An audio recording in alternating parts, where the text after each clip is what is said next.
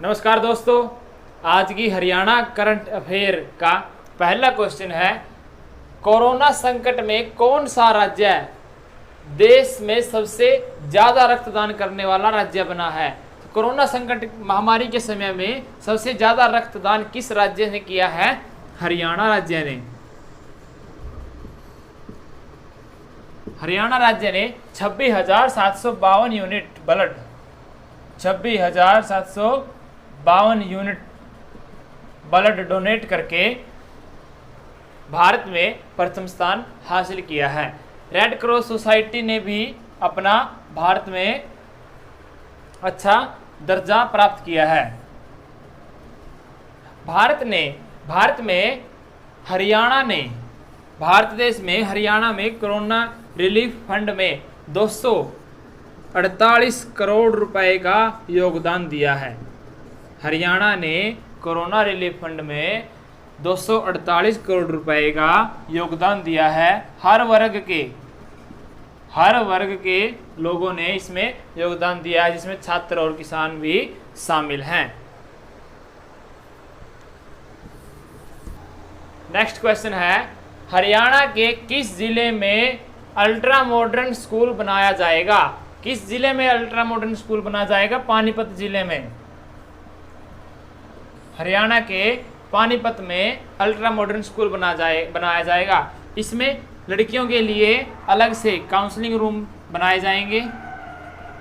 लड़कियों के लिए, छात्राओं के लिए काउंसलिंग रूम अलग से बनाए जाएंगे। इसको तैयार करने में 1.20 करोड़ रुपए की लागत आएगी।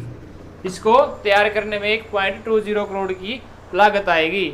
इसको आदर्श स्कूल के रूप में प्रस्तुत किया जाएगा। आदर्श स्कूल के रूप में प्रस्तुत किया जाएगा। पानीपत की स्थापना कब हुई थी? 1 नवंबर 1989 को। 1 नवंबर 1989 को। इसका एरिया कितना है? 1268 वर्ग किलोमीटर। 1268 वर्ग किलोमीटर। पानीपत का उपनाम क्या है? बुनकरों का शहर। पानीपत को बुनकरों का शहर भी कहा जाता है। बुनकरों का शहर।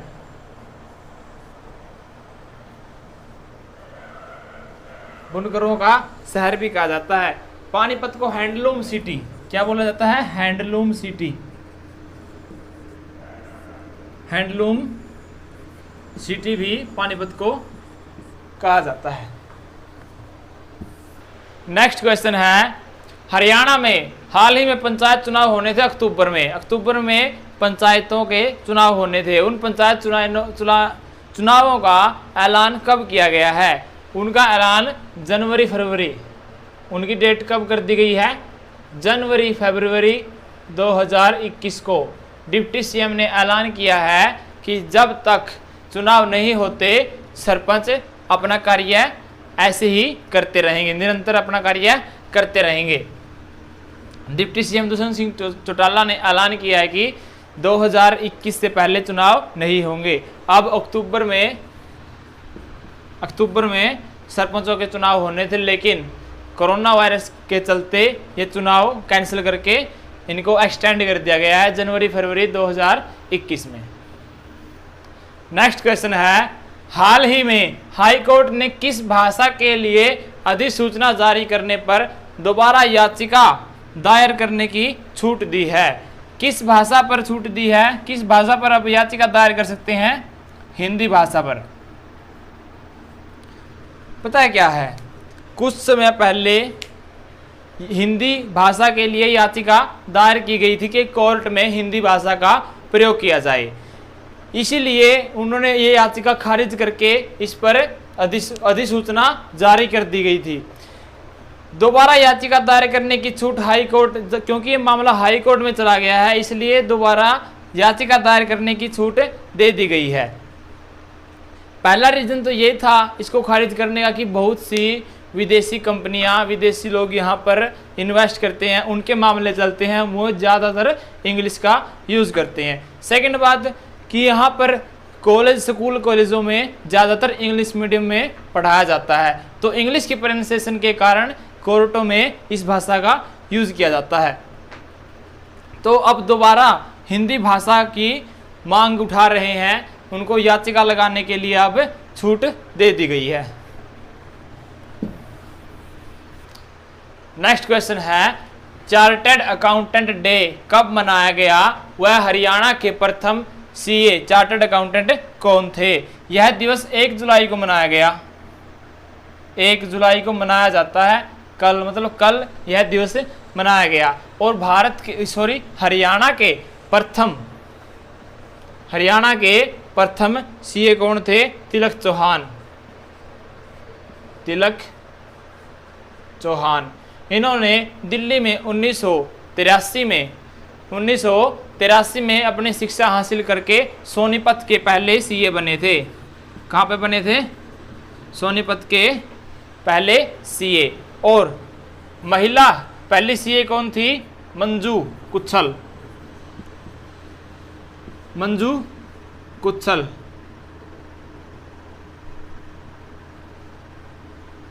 पहली महिला सीए कौन बनी थी?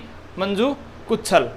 यह डे क्यों मनाया जाता है? क्योंकि ICAI institute of chartered accountant of India, इसकी स्थापना 1 जुलाई 1949 को की गई। 1 जुलाई 1949 को ICAI institute of chartered accountant of India, इसके यहाँ पर अस्तित्व में आने के बाद 1 जुलाई से चार्टर्ड अकाउंटेंट डे मनाया गया। इसमें तकरीबन 2.5 लाख लोग रजिस्टर्ड हैं।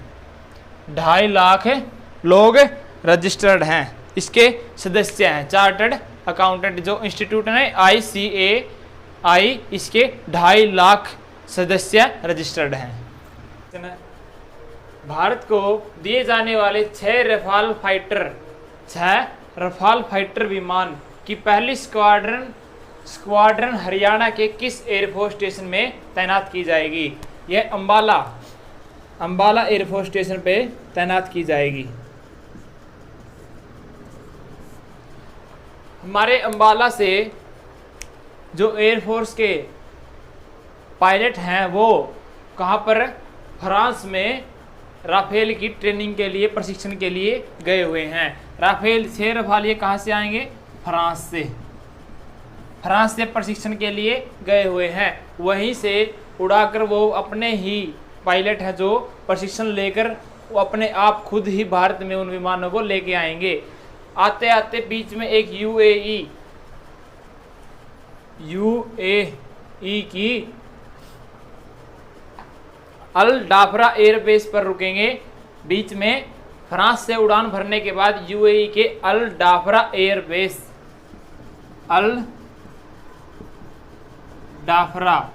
एयरबेस पर उतरेंगे। वहां पर फ्यूल लेके और टेक्निकल प्रॉब्लम की जांच करवा के फिर सीधे डायरेक्ट अंबाला एयरफोर्स स्टेशन पर उतरेंगे।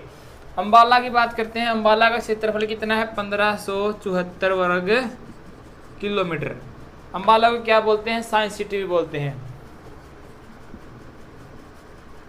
Science city. अंबा देवी का मंदिर भी अंबाला में है। अंबाला से ही सुचेता कृपलानी जो 1963 में यूपी की मुख्यमंत्री बनी थी, भारत की पहली मुख्यमंत्री भी सुचेता कृपलानी ही थी। वो कहाँ से बिलोंग करती थी? अंबाला से। जूही चावला कहाँ से बिलोंग करती है? अंबाला से। ओमपुरी कहाँ से बिलोंग करते हैं? अंबाला से। हरियाणा की किस यूनिवर्सिटी में ऑनलाइन आयोजित इंडो यूएस अफगान 2 दिवसीय अंतर्राष्ट्रीय प्रशिक्षण का मंगलवार को समापन हुआ है? वह किस यूनिवर्सिटी में? HAU Haryana agriculture university. HAU का पूरा नाम चौधरी चरण सिंह हरियाणा एग्रीकल्चर यूनिवर्सिटी है। यहाँ पर इस ऑनलाइन आयोजित इंडो यूएस अफगान के 2 दिवसीय अंतर्राष्ट्रीय प्रशिक्षण का मंगलवार को समापन हुआ है। इसमें क्या हुआ है?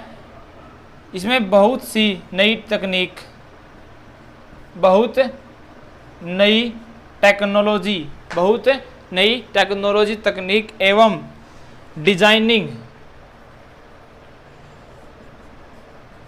टेक्नोलॉजी एवं डिजाइनिंग, टेक्नोलॉजी एवं डिजाइनिंग के बारे में बताया गया है। और साथ टेक्नोलॉजी एवं डिजाइनिंग के बारे में बताया गया है, और साथ में ऐसी रिसर्च करनी है, ऐसी रिसर्च करनी है जो पर्यावरण को हानि न पहुंचाए। HAU की स्थापना कब हुई थी? 2 फरवरी 1970 को। HAU की स्थापना कब हुई थी? 2 फरवरी 1970 को।